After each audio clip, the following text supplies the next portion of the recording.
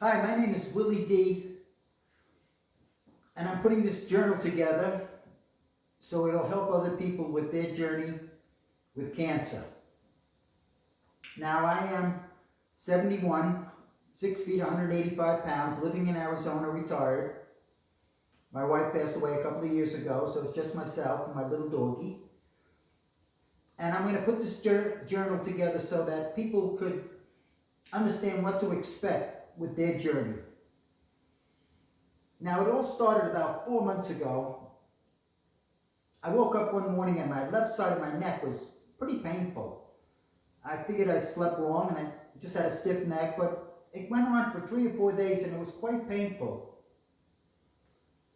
So I went to the doctor and he told me, go get an MRI. So I got an MRI, and when I read the results a few days later, it was devastating. They mentioned that I may have multiple myeloma, which is a form of cancer. Now, I actually don't have multiple myeloma. I have what they call a plasmacytoma. It's a kind of growth, like a tumor, that's formed in the back of my neck and a couple of different spots in my body.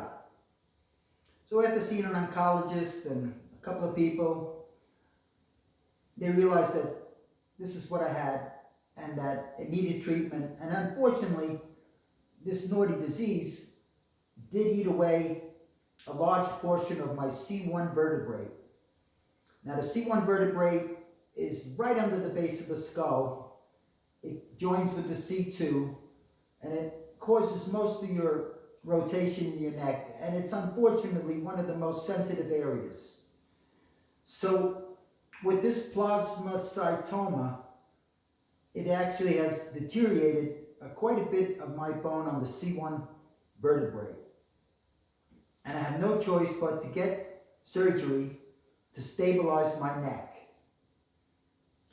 My neck has become what they call unstable. So if my vertebrae moves a little back and pinches my spinal cord, I would die.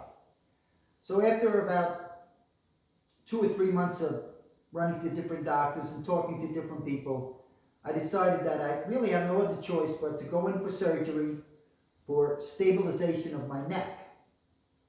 Now, that's just the first part of it, because after my neck is stabilized, which will help me not die, they still have to treat the cancer with radiation.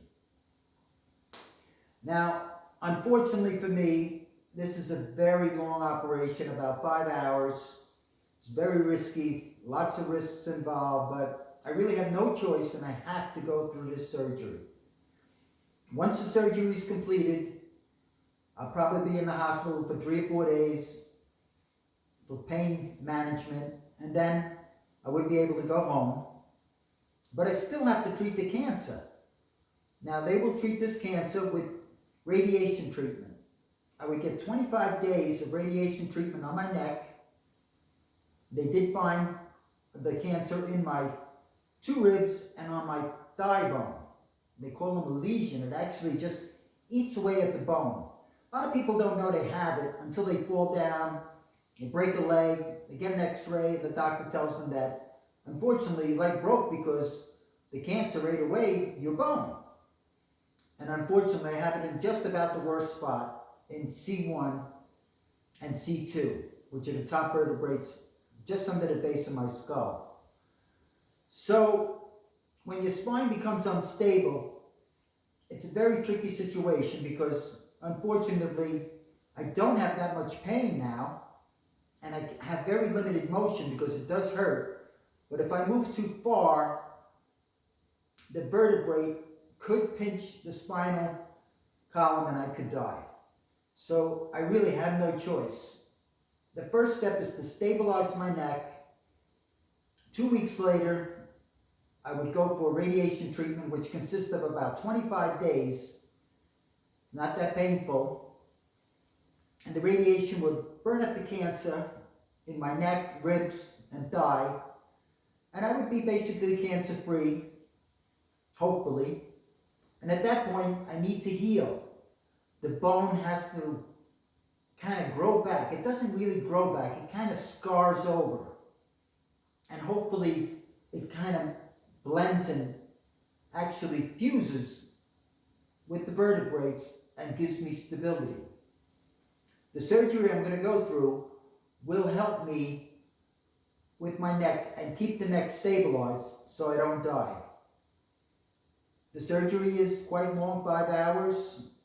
I feel the doctor that's handling it is one of the best in the country, or he is the top guy.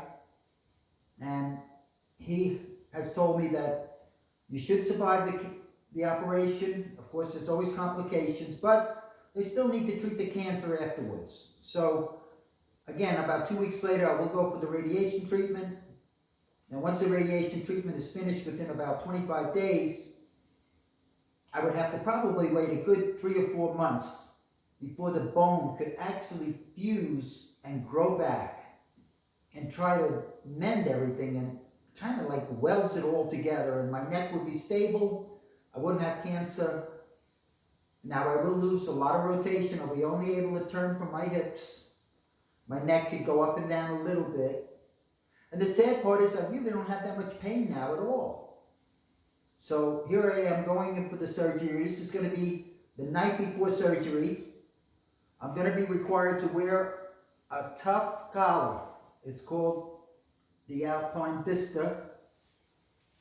It is a collar that unfortunately I will have to wear for the duration of this journey.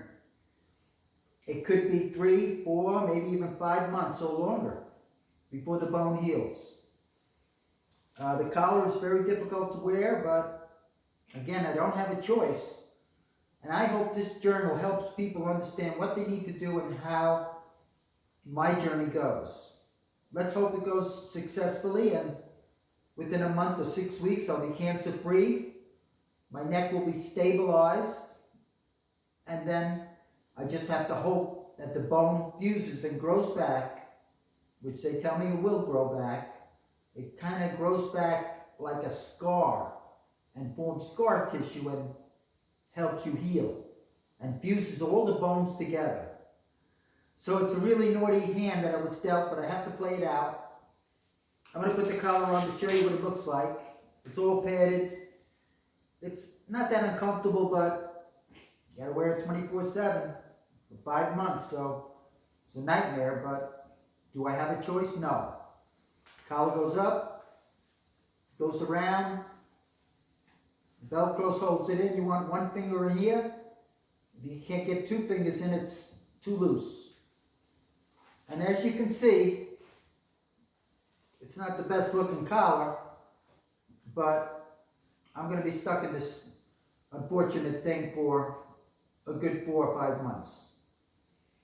So I hope this journey turns out to be successful. I will make videos every week to show you my journey, and hopefully other people that have to go through this, I can give them some support and to realize that, you know, even though it's a tough thing, there are other things in life that could be worse, and I'm hoping it all turns out pretty good. So wish me luck.